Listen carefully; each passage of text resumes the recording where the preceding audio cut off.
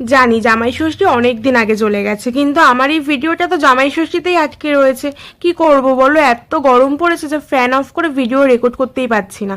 তো দেখো আমি উইদাউট জামাই চলে এসেছি জামাইয়ের বাড়িতে। এসেই কিন্তু একটু রেস্ট নিয়ে নিলাম, তারপর খেয়ে নিলাম ফ্রুটি। তারপরে দেখো এখানে জামাই ষষ্ঠীর রিচুয়ালসগুলো পালন করা হবে।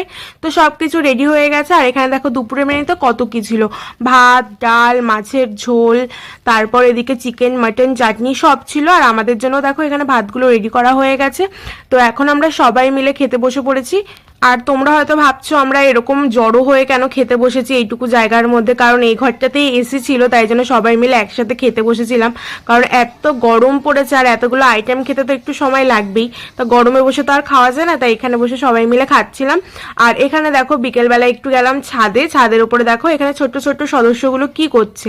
আজকে এইভাবেই কেটে গেল দিনটা। ভিডিওটা ভালো লাগলে অবশ্যই লাইক, কমেন্ট, সাবস্ক্রাইব করে দিও। টাটা।